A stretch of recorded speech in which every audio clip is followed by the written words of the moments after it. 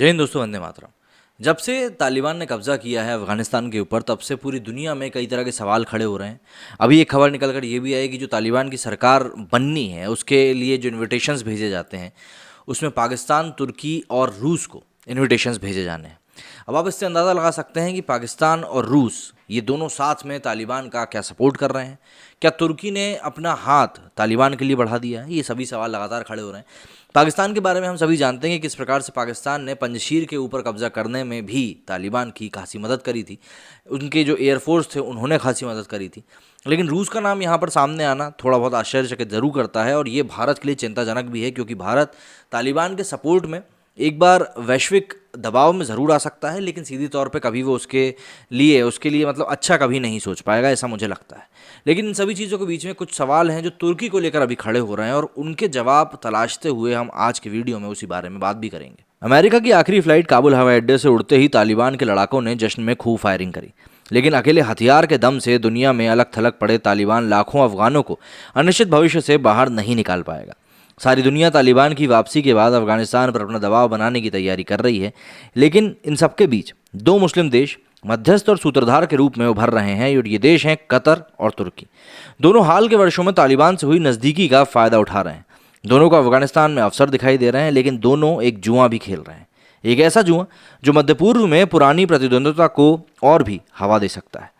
Gas के समृद्ध भंडार वाले छोटे से खाड़ी देश कतर के अधिकारियों ने अफगानिस्तान से बाहर निकल रहे कई लोगों को जीवन दान दिया है। Think tank international crisis group की एक वरिष्ठ सलाहकार डीना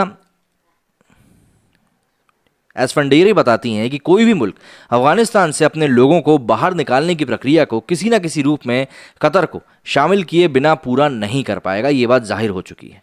अफगानिस्तान और तालिबान कतर के लिए एक महत्वपूर्ण जीत होगी, सिर्फ इसलिए नहीं कि उसने देखा दिया है कि वो तालिबान के साथ मध्यस्थता करने में सक्षम है, बल्कि इसलिए क्योंकि अब कतर पश्चिमी देशों की नज़र में खाड़ी में एक गंभीर खिलाड़ी बनता जा रहा है, जो कि पहले एक छोटा सा देश माना जाता था। जैसे जैसे पश्चिम देश काबुल से भागे, कतर के अधिकारियों का राजनयिक मूल्य बढ़ता गया। कतर के विदेश मंत्रालय की प्रवक्ता लोलवा अल खटर के ट्विटर फीड को दुनिया की बड़ी ताकतों की ओर से ताबड़तोड़ रिट्वीट भी मिले थे। डीना ने इस महीने की शुरुआत में लिखा था कि कतर इस संघर्ष में एक विश्वसनीय मध्यस्थ बना हुआ है, लेकिन तालिबान से दोस्ती के ये पुल भविष्य के लिए जोखिम हो सकते हैं, जिससे मध्य पूर्व की पुरानी रंजिशें एक बार फिर से सिर उठा सकती हैं।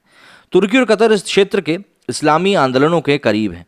इसकी वजह से अक्सर मिस्र, सऊदी अरब और संयुक्त अरब अमीरात जैसे क्षेत्रीय शक्तियों के साथ तनाव पैदा होता ही रहता है। ये देश इन इस्लामी समूहों को अपने अस्तित्व के लिए खतरे के रूप में भी देखते हैं। अगर ये दो देश दक्षिण एशिया में तालिबान के साथ डिप्लोमेसी में दुनिया की मदद करते हैं, तो क्या इसका असर मध्य पूर्व की राजनीति पर होगा? डीना एस्फांदरी का कहना है कि तालिबान का सत्ता में वापस आना इस्लाम की ओर एक नए सिरे से झुकाव है। ये एक ऐसी विचारधारा है जो इस्लामी कानूनों के अनुसार सरकार और समाज को फिर से संगठित करना चाहती है। लेकिन डीना कहती हैं कि फिलहाल ये सोच दक्षिण एशिया तक ही सीमित है। वे आगे बोलती हैं कि यह अफगानिस्तान में हो रहा है, इसका मतलब ये नहीं है कि मध्य पूर्व के लिए भी सही होगा।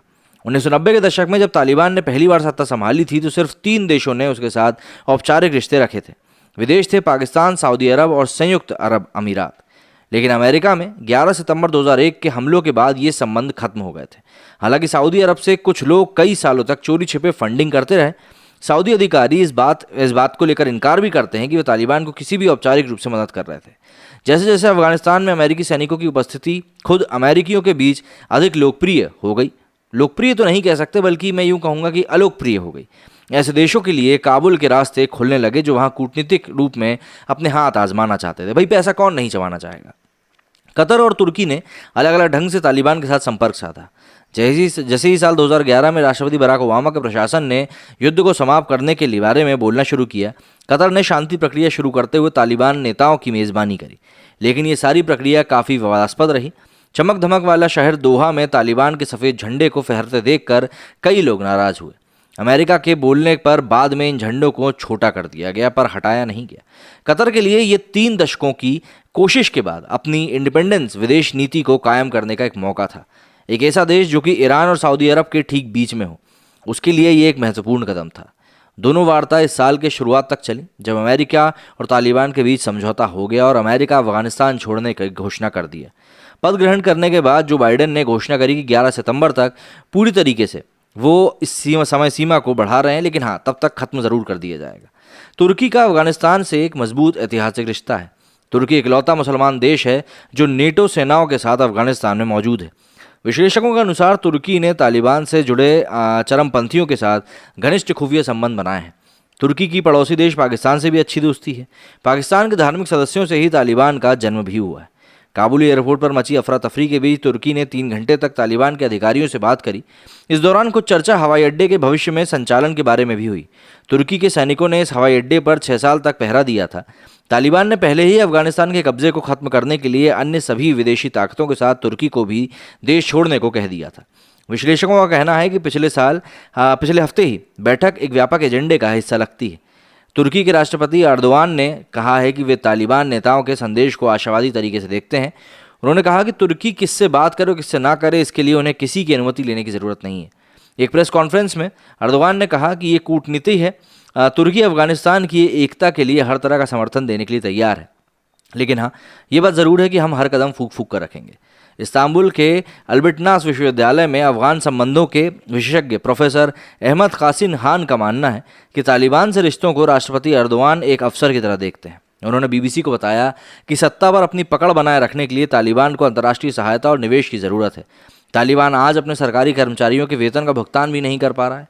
उसने कहा कि तुर्की खुद को गारंटर मध्यस्थ सूत्रधार के रूप में स्थापित करने की लगातार कोशिश कर सकता है और रूस या फिर चाइना की तुलना में ज़्यादा विश्वसनीय मध्यस्थ के रूप में दिखना चाहता है।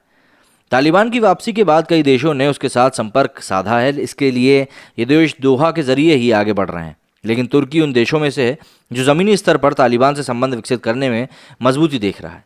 हालांकि ऐसे संबंध जोखिम से भी भरे हुए होते हैं। प्रोफेसर खान का यह भी मानना है कि अफगानिस्तान में आगे के संबंध राष्ट्रपति एर्दोगान को अपनी विदेश नीति के शतरंज को व्यापक करने का रास्ता खोल सकते हैं।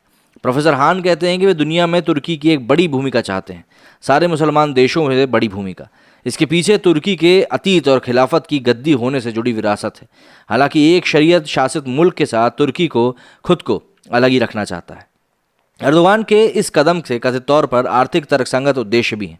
तुर्की चाहता है कि अमेरिका और नेटो के साथ उसके तनावपूर्ण संबंधों में सुधार आए और साथ ही तुर्की में अफगान शरणार्थियों के प्रवाह को रोका जा सके। कतर एक मध्यस्थ बनकर चाहेगा कि खाड़ी के देशों में पहले के मनमुटाव अब बढ़े ना। दोहा के मध्य पूर्व के कई प्रमुख संघर्षों में अलग अलग गुटों के बीच बातचीत में मध्यस्थता की है, लेकिन अरब स्प्रिंग और खाड़ी का जो लड़ाई हुई थी उसके दौरान कुछ देशों ने इस पर इस्लामवादियों का पक्ष लेने का भी आरोप लगाया था। साल 2017 में सऊदी अरब, संयुक्त अरब अमीरात, मिस्र और बहरीन ने दोहा के साथ संबंध तोड़ दिए थे। कतर पर ईरान के बहुत करीब आने और अपने समाचार चैनल अल जजीरा के माध्यम से अस्थिरता को बढ़ावा देने का भी आरोप लगाया गया था। कतर ने इन आरोपों को सरासर खारिज कर दिया था। मौजूदा अफगानिस्तान में कतर और तुर्की ऐसे ही देश हैं जो सीधे तालिबान के संपर्क में हैं। हालांकि अफगानिस्तान के भविष्य में चीन और रूस भी अपनी मजबूती और मौजूदगी दोनों रखना चाहते हैं।